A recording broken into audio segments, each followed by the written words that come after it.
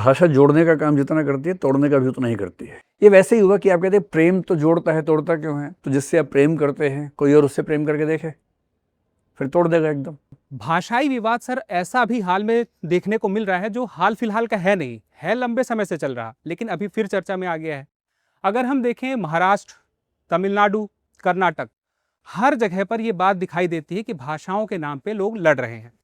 अभी हाल ही में यह सुनने को मिला कि बेंगलुरु में वहां के स्थानीय लोगों ने कहा, जो बाहर से लोग आते हैं खासकर कि हिंदी भाषी लोग, कि अगर आपको यहाँ रहना है तो हिंदी की जगह कन्नड़ में बात करनी पड़ेगी। और एक दो दिन पहले हमने देखा कि महाराष्ट्र में भी यही चीज देखने को मिली है कि यहाँ पे अगर आपको रहना है तो मराठी में बात करनी पड़ेगी। तो आपकी इसमें क्या प्रतिक्रिया है, क्या ये सही है या नहीं है?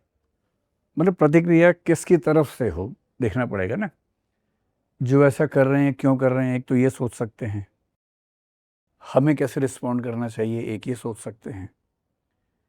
तो जो लोग ये करते हैं वो तो बेचारे, कोई ऑटो वाला है, कोई टैक्सी वाला है, कोई कुछ सामान बेचने वाला है, वो सब लोग आमतौर पे गरीब मध्य वर्ग के लोग हैं, कम पढ़े लिखे लोग हैं, या किसी राजनीतिक दल के कार्यकर्ता हैं जिनको सिखाया गया है।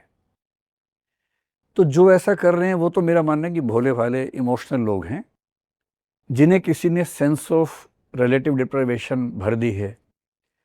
उन्हें ऐसा लगने लगा है कि हम अपने इलाके में माइनॉरिटी हो जाएंगे, हमारे रोज़गार के साधन हमारे इलाके में हमसे कम हो जाएंगे। तो सेंस ऑफ इनसिक्योरिटी अगर आप किसी भी समाज में भर देंगे तो वो ऐसे बौखलाता है, सामान्य सी बात है। असली गुनहगार ये नहीं होते जो ऐसा करते हैं, असली गुनहगार वो हैं जो उनको उकसाते हैं। उकसाता कौन है? उकसाता वो है जिसको कोई पॉलिटिकल या सोशल या इकोनॉमिक बेनिफिट है। महाराष्ट्र में वही पार्टियां ये कर रही हैं जो विपक्ष में हैं, तो सीधी सी बात है, उनको सरकार से हिसाब बराबर करना है। तमिलनाडु में इलेक्शन होने वाला है, हाँ। और तमिलनाडु में तमिल वर्सेस हिंदी का मुद्दा 1960s के समय से ही एक इलेक्टोरल मुद्दा है। तो तमिलनाडु में इलेक्शन के साल में हिंदी विरोध का मुद्दा उठे तो ये बहुत नॉर्मल सी बात है। कर्नाटक में आमतौर पे नहीं होता है, पर कर्नाटक बहुत कम ऐसे राज्यों में है जहां केंद्र सरकार का विपक्ष मौजूद है। तो स्वाभाविक है कि थोड़ी सी टकराहटें ऐसी मिलेंगी, और मेरा ख्याल है कि जो लोग उकसाते हैं उन्हें या तो इलेक्शन जीतना है, या उनमें से कुछ छुटभैया नेता ऐसे भी होंगे जिनको कुछ दूसरी भाषा के बिजनेसमैन से पैसा वसूलना है, हफ्ता वसूलना है। अपनी ताकत से वो हो नहीं सकता है, तो जब आप दिखा देंगे कि मैं समाज पे ताकत रखता हूँ और समाज आपको मार सकता है मेरे कहने पे, तो एक भय पैदा होता है। उस भय की वजह से छोटे मोटे फायदे ये लोग उठाते हैं। सवाल है कि इस पे उन लोगों को क्या करना चाहिए जिनके साथ ये हो रहा है। तो मेरा मानना है कि कानूनी तौर पर तो भारत में कोई किसी को बाध्य कर नहीं सकता। आर्टिकल 19 हमारा संविधान में है, फंडामेंटल राइट है, जिसके अलग अलग हिस्सों में हम कहीं भी घूम सकते हैं, कहीं भी रह सकते हैं, अभिव्यक्ति कर सकते हैं, नहीं भी कर सकते हैं। तो मैं बेंगलोर में जाके या बेंगलुरु में जाके बोलूं या ना बोलूं, मेरी मर्जी है। बोलूं तो हिंदी में बोलूं या कन्नड़ में बोलूं, मेरी मर्जी है। तो कानूनन तो मुझे कोई मना नहीं कर सकता है, लेकिन ऐसे में करना क्या चाहिए, एक पॉलिसी भी तो होनी चाहिए हमारी। मेरा मानना है कि अगर आप किसी राज्य में 2 दिन के लिए, 4 दिन के लिए गए हैं, टूरिस्ट की हैसियत से गए हैं, छोटे से काम के लिए गए हैं, तो आपको भाषा सीखने की ज़रूरत नहीं होनी चाहिए। और जो टूरिस्ट प्लेसेस हैं, वहाँ के जो गाइड्स हैं, टैक्सी वाले हैं, शॉपकीपर्स हैं, होटल वाले हैं, उनकी जिम्मेदारी ज़्यादा बनती है कि वो ज़्यादा भाषाएं सीखें या ऐसे स्टाफ को रखें जो भाषाएं जानता हो। मैं आपको एक एग्जांपल देता हूँ। आज से 7-8 साल पहले मैं एक बार स्विट्ज़रलैंड गया हुआ था। वहाँ की एक ट्रेन में ट्रैवल कर रहा था। संयोग से ऐसा हुआ कि जो टिकट मेरे पास थी वो किसी और बोगी की थी, मैं किसी और कोच में चढ़ गया। पूरी फैमिली थी। तो टीटी वहाँ पर आया, उसने टिकट चेक की, टिकट गलत निकली। तो हम तो भारतीय तरीके से घबरा गए थे कि अब तो सबके सामने बेइज्जती होगी, ट्रेन से उतारा जाएगा, शायद जेल भेजा जाएगा। पर उस आदमी ने बहुत प्यार से हमें हिंदी में बात की। उससे कहा, नमस्ते, मुझे थोड़ी सी हिंदी आती है, आप घबराएं नहीं। फिर जब इंग्लिश में बात हुई तो थोड़ा सा बात आगे बढ़ी। स्टेशन आया, उसने हमें उतारा, साथ में लेके दूसरे कोच में बिठाया कि ये आपकी सीट है। अब उस एक घटना की वजह से मैं ज़िंदगी भर कृतज्ञ रहूँगा उस समाज के प्रति, और शायद मैं 10 लोगों को और बोलूँगा कि तुम भी जाओ वहाँ घूमने के लिए, इससे उनका जीडीपी बढ़ेगा। एक दूसरी घटना उसी के 4 दिन बाद फ्रांस की है। मामला ये था कि टिकट हमारी थी एक जगह से दूसरी जगह की, और बाद में हमारा विचार बना कि हम बीच में रुक के एक शहर और देख के बाद की ट्रेन से जाएं। तो मैंने फ्रेंच रेलवे स्टेशन के एक अधिकारी से पूछा। अब मुझे तो फ्रेंच नहीं आती, उन्हें हिंदी भी क्यों आएगी, पर मेरा अनुमान था कि अंग्रेज़ी आती होगी। तो मैंने अंग्रेज़ी में पूछा, उन्होंने घूर के देखा, बोले कि कांट यू स्पीक फ्रेंच? मैंने कहा नहीं। तो उन्होंने अंग्रेज़ी में जवाब दिया और कहा, if you can't speak French I can't speak English. ये इंग्लिश में कहा, और ये एहसास दिला दिया कि अगर फ्रांस में आए हो तो फ्रेंच आनी चाहिए। और वो व्यवहार मुझे आज तक चुभता है। एक टूरिस्ट डेस्टिनेशन पे हर टूरिस्ट कैसे आपकी भाषा सीख के आएगा? तो बेंगलोर में, दिल्ली में, कोलकाता में, मुंबई में जो टैक्सी वाला है, होटल वाला है, उनकी जिम्मेदारी है कि 4-5 भाषाओं के कुछ कुछ शब्द सीख लें। लेकिन अगर मुझे बेंगलोर में जाना पड़े, मान लीजिए 3 महीने के लिए, या नौकरी करने के लिए जाना पड़े, या रहने के लिए जाना पड़े, तो जिम्मेदारी मेरी भी बनती है। मैं रोज़ वहाँ के लोगों से बात करूँगा, और मैं हर बार उन्हें क्यों असहज करूँ भाई? ले दे के 10, 20, 25 शब्द होते हैं जिनसे काम चल जाता है। अगर वो 20 शब्द मैं याद कर ही लूँगा और बातचीत थोड़ी कर लूँगा, और आप देखेंगे कहीं भी विदेश में या देश के दूसरे हिस्सों में, जहाँ आप उनकी भाषा में टूटे-फूटे 4 शब्द बोलेंगे, वो इतना खुश होंगे और इतने कोऑपरेटिव हो जाएंगे कि आपको घर तक पहुँचा के आएंगे उसके बाद। ये वैसे ही है कि आपके इलाके में कोई अंग्रेज़ आके हिंदी बोले टूटी-फूटी, आपका मन करेगा मैं इसके लिए क्या ना कर दूँ।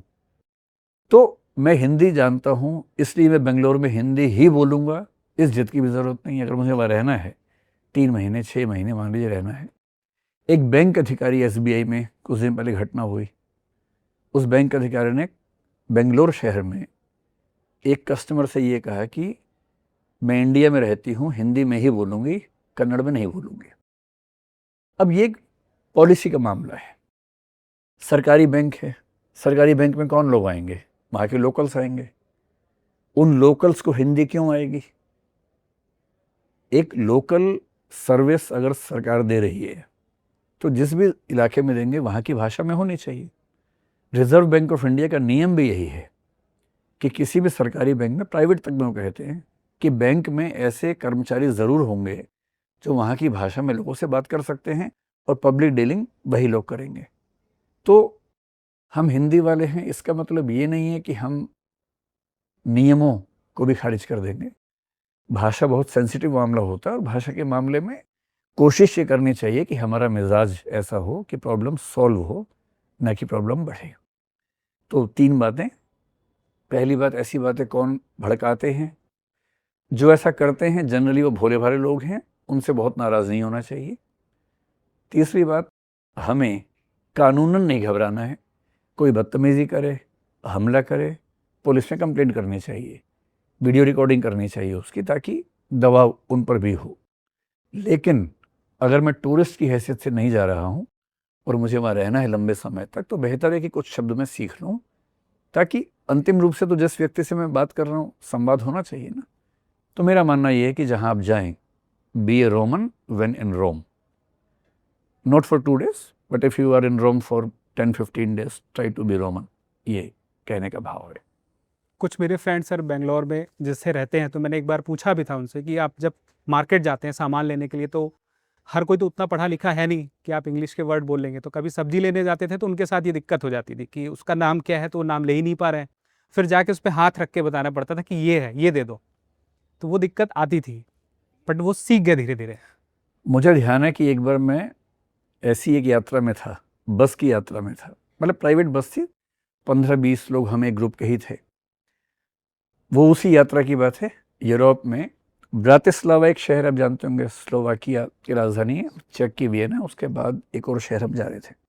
बहरहाल ड्राइवर से मुझे एक बात करनी थी, उसे बताना था कि हमारे परिवार में एक छोटी सी बच्ची 1 साल की है, उसको बहुत ज़ोर से वॉशरूम जाना है। अब समस्या ये कि वो ड्राइवर अकेला था, उस बस में कोई और नहीं था। उसे केवल चेक गणराज्य की भाषा आती थी, ना अंग्रेजी ना कोई और भाषा। हम में से किसी को वहाँ की भाषा नहीं आती थी। वो बच्चे तबाह किए हुए थे एकदम। अब क्या करें ऐसी सिचुएशन में? और वहाँ ये नहीं होता कि अब बस में कुछ भी कर देंगे, वहाँ के नियम बड़े कठोर होते हैं। तो फिर अंत में गूगल काम आया। गूगल ट्रांसलेट पर मैं गया और मैंने इंग्लिश में टाइप किया, the small child wants to pee. फिर उसकी लैंग्वेज में उसको ट्रांसलेट करके फिर स्पीकर पे करके सुनाया उसको। तब वो ठाके मारता रहा आधे घंटे तक पहले। फिर उसने बस को साइड में जगह रोका और हमें अलाउ किया। सीधी सी बात है, जब दो भाषाओं के लोग हैं, ज़रूरी बात करनी ही है। अगर कोई तरीका नहीं है तो फिर मशीनें काम आएंगी, पर मशीनें अगर नहीं है तब कैसे काम चलाएंगे? तो उनकी जिम्मेदारी है कि थोड़ा सा हमारा सीख लें, हमारी भी जिम्मेदारी है कि 4 नाम सब्जियों के सीख लें। हमेशा इशारे से क्यों बात करनी कि वो दो फिर वो 4 चीज़ें ढूंढ रहा है। तो 5-6 सब्जियों के नाम, 2-4 मतलब संख्याएं याद कर लें, कुछ और बेसिक चीज़ें याद कर लें। सर, हम बचपन से सुनते आ रहे हैं कि जो भाषा होती है वो समाज को जोड़ने का काम करती है, एक पुल की तरह रहती है। तो उस पुल के होने के बावजूद अब ये लोग आपस में झगड़ रहे हैं क्यों? मतलब ऐसे क्या वजह है कि वो झगड़ रहे हैं? नहीं, भाषा जोड़ने का काम जितना करती है, तोड़ने का भी उतना ही करती है। ये तो स्थापित सिद्धांत है। अगर भाषा केवल जोड़ती तो बांग्लादेश ना बनता। श्रीलंका इतने साल तक गृह युद्ध में रहा, क्यों रहता? स्विट्ज़रलैंड में, ऑस्ट्रिया में, बेल्जियम में इतनी दिक्कतें हुई, क्यों होती? कनाडा के 2 हिस्से होते होते बचे, क्यों ऐसा होता? सब तो भाषा से ही हुआ। तो भाषा के साथ क्या, कोई भी एथनिसिटी हो, एथनिसिटी का मतलब है धर्म, जाति, नस्ल, जनजाति, भाषा।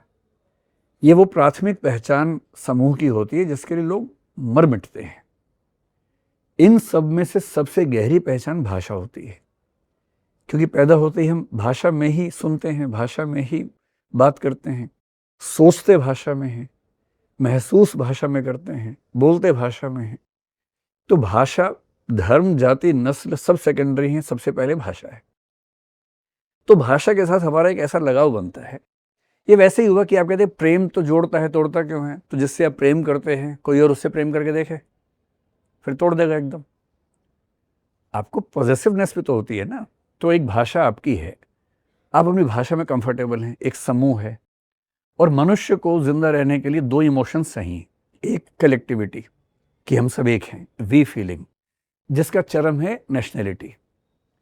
और एक चाहिए अदर्स, हमें दुश्मनी भी करनी ज़रूरी है। जिसका कोई दुश्मन नहीं है वो जी नहीं पाएगा।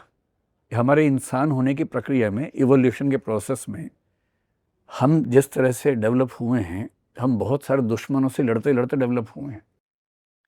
तो दुश्मनों की ज़रूरत हमें बहुत बेसिक लेवल पे होती है। और जिसके दुश्मन नहीं है वो फिर क्रिएट करता है दुश्मन। जिसका कोई नहीं है वो अपने अंदर ही क्रिएट करने लगता है। इसलिए हमारे हार्मोन्स जो होते हैं ना, कुछ हार्मोन्स सही हैं, ऑक्सीटोसिन जैसे जो प्यार, मोहब्बत, समूह, सहयोग, उसके लिए हैं। एड्रेनलिन जैसे हार्मोन्स हैं, या टेस्टोस्टेरोन जैसे हार्मोन्स, उसमें आक्रामकता है, उत्तेजना है, साहस की फीलिंग है, वो भी हमें संतुष्ट करते हैं। तो हर समाज में ऐसा होता है कि हम कुछ यूनिट्स बन जाते हैं, बाकी यूनिट्स से हम अलग हो जाते हैं। ऐसी भाषा में होता है। तो मैं हिंदी वाला हूँ तो कन्नड़ वाला मुझसे अलग है, दुश्मन नहीं है, अलग है। पंजाबी वाला अलग है। अब ये दुश्मनी कब बनेगी? जिस दिन मुझे ये एहसास हो गया कि ये मुझे नुकसान पहुंचा रहे हैं। मुझे इनसिक्योरिटी आनी चाहिए। इनसिक्योरिटी कैसे आएगी? अगर कन्नड़ भाषी ज़िले में, बेंगलोर में, वहाँ के किसी लोकल व्यक्ति को हर 10 में से 3 तमिल दिख रहे हैं, हर 10 में से 3 हिंदी वाले दिख रहे हैं, अपने लोग 4 ही नज़र आ रहे हैं और वो 4 काउंटिंग कर रहा है, उसको लग रहा है कोई बचा ही नहीं है। उसको अचानक लगने लगा कि मैं अपने इलाके में माइनॉरिटी हो गया, अल्पसंख्यक। और माइनॉरिटी होने का एहसास बहुत बुरा होता है। फिर अगर किसी को ये लगने लगे कि बैंक मेरे इलाके में है, यहाँ नौकरी करने वाले सारे बाहर से आए हैं, हमारे लोग क्या करेंगे? अब ये इनसिक्योरिटी क्या हो गई? फाइनेंशियल हो गई। सोशियोलॉजी में कहते हैं कि सारे आंदोलन, सारी हिंसाएं बेसिकली एक फीलिंग से पैदा होते हैं, जिसको बोलते हैं फीलिंग ऑफ रिलेटिव डिप्राइवेशन, तुलनात्मक या सापेक्ष वंचन की भावना। ये भावना कि मैं दूसरों की तुलना में नुकसान में हूं। इस भावना के बिना ना नक्सलवाद पैदा हो सकता है, ना आतंकवाद पैदा, ना उग्रवाद पैदा होगा, ना कोई आंदोलन पैदा होगा। तो जब किसी लिंग्विस्टिक ग्रुप को ये फील होने लगे कि मैं अपने ही इलाके में नुकसान में आ गया, मैं अपने ही इलाके में माइनॉरिटी हो गया, मैं अपने ही इलाके में डर के चलता हूँ, कहीं 4 लोग किसी और भाषा वाले घेर ना ले मुझे अकेले में, ये जो असंतोष है, फिर उसे कोई हवा देने वाला मिल जाए जिसको इलेक्शन लड़ना है, उसको लड़ना है इलेक्शन, वो सोशल मीडिया पे वीडियो बना के डालेगा, सब लोग परेशान होंगे, फिर वो एक रैली करेगा, आंदोलन करेगा, सबको इकट्ठा करेगा, झुंड बनाएगा। मॉब की जो मेंटालिटी है वो भी हमारे जीन्स में है। इंसान के इंसान बनने की शुरुआत कहाँ से हुई? जब एप्स झुंड में रहने लगे। झुंड में रहना सुरक्षा का एहसास होता है, और अब झुंड में हमेशा तभी है जब किसी झुंड से झगड़ा आपका होने वाला है, वरना कोई झुंड में क्यों रहेगा? झुंड में रहने का सबसे बड़ा एहसास ही ये है कि हमारा झगड़ा किसी और झुंड से हो सकता है। तो जब हम इकट्ठे होते हैं, सारे कन्नड़ बोलने वाले इकट्ठे हो गए, सारे हिंदी वालों ने अलग मोर्चा बना लिया, बड़ी सुरक्षा महसूस होती है कि हमारे लोग हैं। पर हमारे लोग होते ही ध्यान रखना है कि अदर्स भी हैं, वो भी उतना ही कनेक्टेड हैं, फिर ये ग्रुप फाइट होगी। इसलिए भाषा जोड़ती है एक समूह के अंदर, भाषा तोड़ती है दूसरे समूह के साथ। और भाषा के नाम पे कितने देश बने हैं, कितने भारत में राज्य बने हैं। यूरोप में आमतौर पे देश भाषाओं से बने हुए हैं। इंग्लैंड हो, फ्रांस हो, जर्मनी हो, स्पेन हो, इटली हो, ये सारे एक भाषा एक देश है, भाषा से ही देश बना है। जर्मनी भी ऐसे बना है। भारत में क्योंकि वो स्कीम ऑफ थिंग्स काम नहीं कर रही थी, तो भारत की मजबूरी हो गई थी कि हमें भाषाई राज्य बनाने पड़े। अगर आप 1953 से 55 का वो प्रोसेस पूरा देखेंगे, लिंग्विस्टिक स्टेट्स वाला, अंततः भारत में सारे राज्य, ऑलमोस्ट सारे, नॉर्थ ईस्ट छोड़ दीजिए, गोवा छोड़ दीजिए, झारखंड, उत्तराखंड को छोड़ सकते हैं, बाकी सारे राज्य कैसे बने हैं? भाषा से बने हैं। तो भाषाई राज्य इसीलिए बने कि भाषा जितनी ताकत किसी और एथनिसिटी में है ही नहीं। तो सर फिर ऐसा भी तो हो सकता है कि जो हिंदी भाषी राज्य हैं वहाँ के लोग भी यही सोच करने लगे, यही मांग करने लगे कि हमारे राज्य में आओगे तो हिंदी में ही बात करनी पड़ेगी। हिंदी भाषी राज्य ना तो ऐसा करेंगे, ना करने की ज़रूरत है, ना ऐसा करना चाहिए। क्यों करना नहीं चाहिए? क्योंकि असुरक्षा उनको होती है जो संख्या में कम होते हैं, संसाधन कम होते हैं। हिंदी भाषी क्षेत्र इतना बड़ा है, हमारी आबादी इतनी बड़ी है, 2011 के सेंसस के हिसाब से हम 43% भारत की आबादी का प्राइमरी लैंग्वेज हिंदी बोलने वाले हैं। 43%, उससे ज़्यादा ही है थोड़ा सा। इस बार सेंसस में मेरा अनुमान है कि ये संख्या 45 के आसपास होगी, क्योंकि आबादी यहाँ बढ़ भी ज़्यादा रही है साउथ की तुलना में। 45% पे हम लोग हैं। नंबर 2-3 पर जो भाषाएं हैं वो सारी 10% से नीचे हैं, 7 पे हैं, 8 पे हैं। कंपटीशन संख्या में तो है नहीं, तो हम इनसिक्योरिटी में क्यों आएंगे? दूसरी बात, भारत में कोई कुछ भी कर ले, पीएम जो बनता है या तो हिंदी का होता है या हिंदी का हो जाता है। मोदी जी गुजरात से हैं, पर इलेक्शन उत्तर प्रदेश से लड़ते हैं, बनारस से, क्योंकि यूपी से हुए बिना पीएम बनना और टिकना बड़ा मुश्किल काम है। तो हिंदी समाज को पता है कि पीएम जो भी होगा या तो हमारा होगा या उसको हमारा होना पड़ेगा, हमें किस बात का भय है? फिर हिंदी वाले आक्रामक हो भी नहीं सकते। ये बहुत मतलब खुशी की बात भी, दुख की बात भी है। कारण क्या है? अगर आप लिंग्विस्टिक हिस्ट्री को देखेंगे, एक समय था लगभग 1000 ईस्वी के आसपास का, जब संस्कृत के बाद पाली, प्राकृत, अपभ्रंश ये भाषाएं बन चुकी थी, और अपभ्रंश से अब आधुनिक आर्य भाषाएं जैसे गुजराती, मराठी, ओडिया, हिंदी, असमिया, बांग्ला, पंजाबी, मराठी ये बननी शुरू हो रही थी। हिंदी को छोड़ के बाकी सारी भाषाएं छोटे एरिया में हैं, और इसलिए उन सब में लिंग्विस्टिक एथनिसिटी, जिसको हम भाषाई जाति कहते हैं, उसका विकास हुआ। मराठी जाति, गुजराती जाति, तमिल जाति, मतलब द्रविड़ में भी हुआ। हिंदी का क्षेत्र इतना बड़ा है, उसमें डाइवर्सिटी इतनी ज़्यादा है, क्योंकि भोजपुरी भी हिंदी है, और हरियाणवी भी हिंदी है, ब्रजभाषा भी हिंदी है, अवधी भी हिंदी है। इतनी डाइवर्सिटी है कि हिंदी के लोग एक होके किसी से झगड़ा करेंगे, स्कोप बनता नहीं है। 2 दिन 4 दिन आप ऐसा कर लेंगे माहौल बना के, पर लॉन्ग टर्म में सस्टेन नहीं कर पाएगा। इसलिए हिंदी जाति का विकास नहीं हुआ। हिंदी के एक बहुत प्रसिद्ध विद्वान हुए, डॉक्टर रामविलास शर्मा, उन्होंने किताब लिखी पूरी कि देश की सारी भाषाओं की जातीयताएं बनी, एथनिसिटीज बनी, पर हिंदी जाति नहीं बन पाई, वैसी नहीं बन पाई जैसी बननी चाहिए थी। इसलिए आप देखेंगे कि हिंदी को लेकर ऐसे आंदोलन, ऐसे नारे, ऐसे झगड़े सबसे कम नजर आएंगे। और उसमें ये नहीं कि हम बहुत महान हैं, हम इतने फैले हुए हैं, हमारी संख्या इतनी ज़्यादा है, हमारा राजनीतिक दबदबा इतना ज़्यादा है कि हमारे अंदर से उसकी ज़रूरत महसूस नहीं होती, हमें ऐसा फील नहीं होता कि ऐसा करना चाहिए।